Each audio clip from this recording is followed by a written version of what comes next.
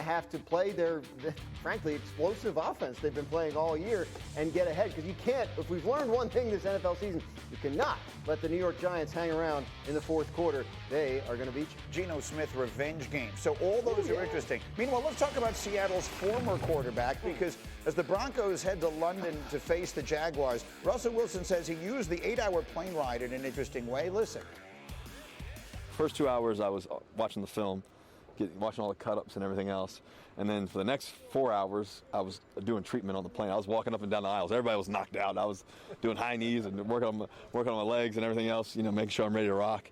So that was good. And then the last 2 hours, the last one head-to-head win against them, and frankly, have all year looked like the better team. The Packers have a lot of issues to fix. I'm not saying they can't fix them, but I think the time it will take to do that will probably put them too far behind, and if they make the playoffs this year, it'll probably be because they got hot late and got a wild card. All right, so that video you see there of Aaron Rodgers just sort of lying there face down is sort of common of the thought that we have here. Here was Rodgers yesterday.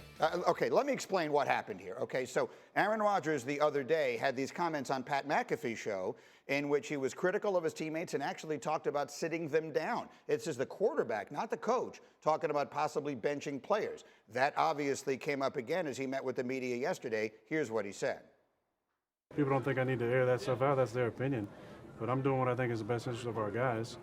And I've tried a lot of different things from a leadership standpoint this year. And I was just relating my personal feelings on the situation. I didn't call anybody out by name. I'm alerting everybody that this hasn't been good enough and we all got to do a little better job. If one of those guys has a problem with it, I'm right here. I'd love to have a conversation. It's so, everything he says is just so fascinating. And so yesterday, Nico, as a former player, I'm dying to hear your perspective. A lot of the former players here had an issue with a player suggesting that playing time needs to be taken away from others. What did you think of that?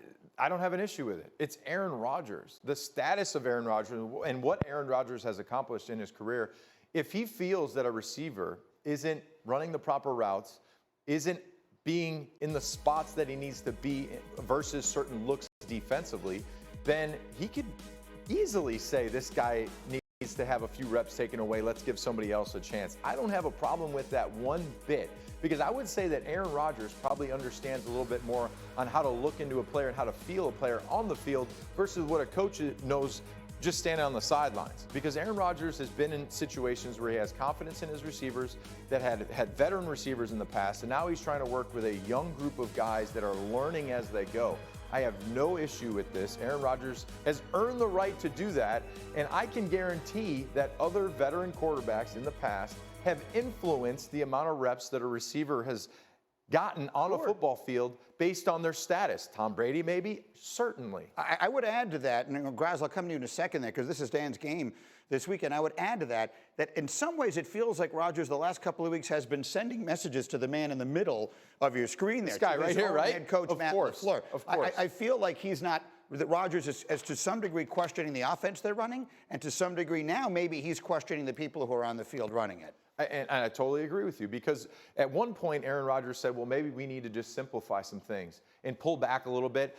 And the guy in the middle said, I don't know what you're talking about. I think our offense is great. Yeah. So there probably is a little bit of frustration here.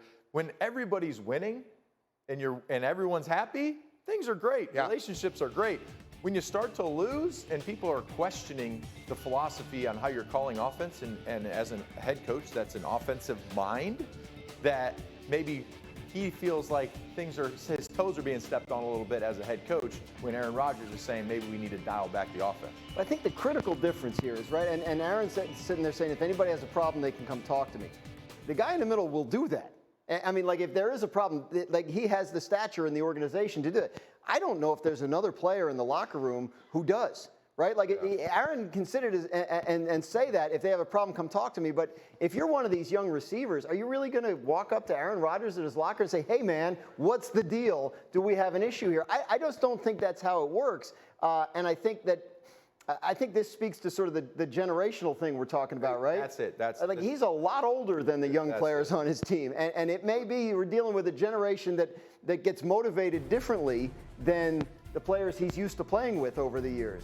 And so I think that dynamic is at play here as well. And I would say when you talk about that, the generational thing, I'm going to date myself a little bit. Back in my day, when I was a rookie, there was this you have to earn things step by step. It wasn't all at once. You didn't just get the biggest contract right when you walked in the building or a starting position.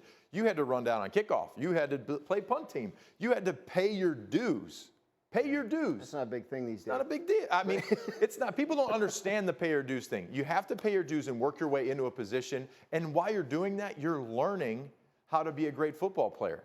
Oh, by the way, they play at Buffalo this Sunday night. They're a double-digit underdog. It's the first time that Rodgers has ever been. Just what they need. A double-digit underdog. Buffalo. Well, Rodgers actually said Sunday, after their loss last week, maybe this is just what we need. Maybe. Right now. Or not. Or maybe not. The point is, you have the game this week. Yeah. So you're talking to a lot of the people there. I think a lot of us on the outside look at this and imagine that this is just utter chaos, that everything there is just a complete mess. What are you hearing from the people inside the building? Look, I think first of all, to the point of the LaFleur-Rodgers relationship, I think they're okay. Like they can talk to each other, right? Like they have that. In terms of the locker room, I think that's the interesting part. Like, where are the solutions coming from? And I think that's where Aaron Rodgers is sort of reaching, I don't want to say the end of his rope, but kind of getting close to that, right? I would add to this that at some level, when you have played a long time and you're a veteran and you're the star quarterback and you're making the big money and you have young players that are really just coming into the league and learning like how to be a football player, you have to be one of the guys. And sometimes as a quarterback, you're like an alien, right? You don't hang out in the same spots. You don't drink, the same drink, eat the same food. You don't do the things that the rest of the team does. And I'm not saying that Aaron Rodgers isn't doing that. I don't think that's but I don't see him. it. I don't see him.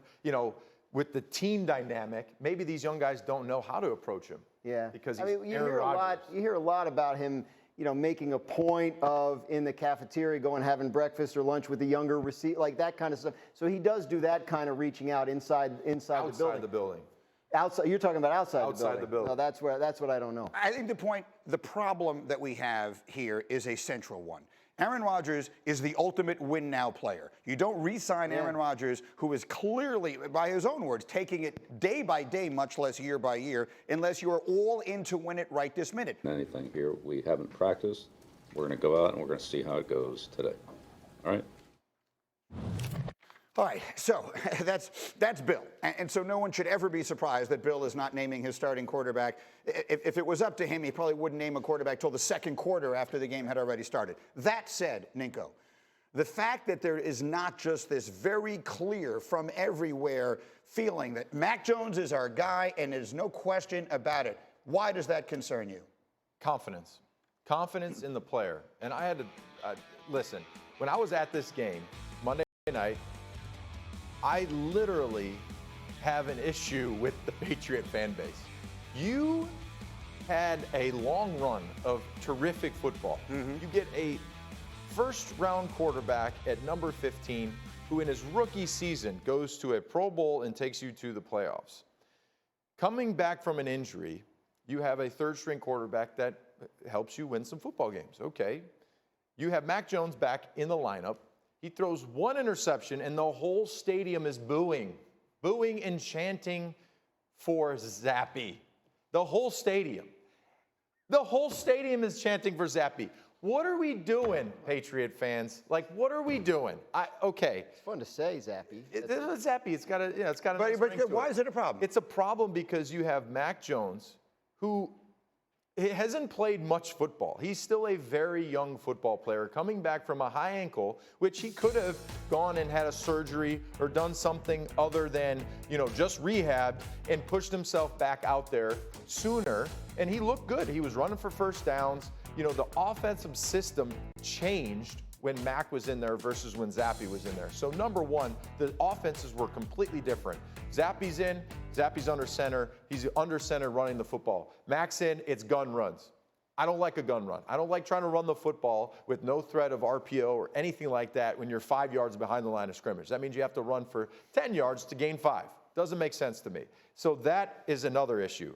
And Hembo sent me a thing that I just have to say it. So Mac has only started 39 games total from college and professional. Right. 39 games. Yeah. So he needs more time.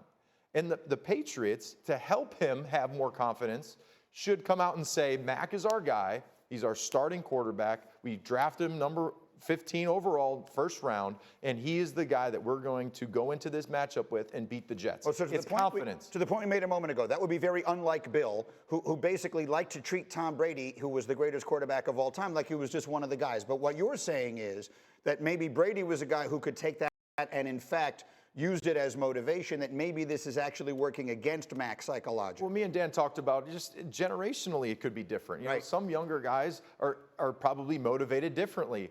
And you have to learn each player and what pushes that player. Sometimes, like myself, I could speak on how I was motivated. Somebody calling me out in front of the team would make me mad, and I'd go out there and perform. Well, I think that sitting down Mac and saying we had a plan, okay, that was the plan, fine.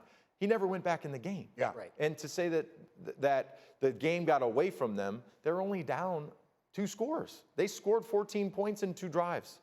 So I think that the confidence issue is a big problem, and then the fans, they got to work on that. Dan, inside the building, is there a quarterback controversy inside the building? There has not, and there has never been inside the building. That Mac was always going to play when he was healthy. They felt like last week he was healthy enough to play, but not, fully healthy. So that for some reason, Belichick had the plan last week that both guys were going to play, and when they divvied up the practice reps last week, it was with that in mind. My understanding is that their plan for practice this week is Mac Jones. And so there's never been, so whatever's happening externally, inside the building, from my understanding, it's been made clear who the quarterback is. I got to leave it there for the moment. I'm up against the hour, but I do want to come back to this because, I mean, there's a lot there, obviously, and Ninko understands it better than anybody. By the way, Saturday night, we got a great football game coming your way on ABC Primetime. Jim Harbaugh, number 4 Michigan, hosting their arch rivals, Michigan State. Strange things happen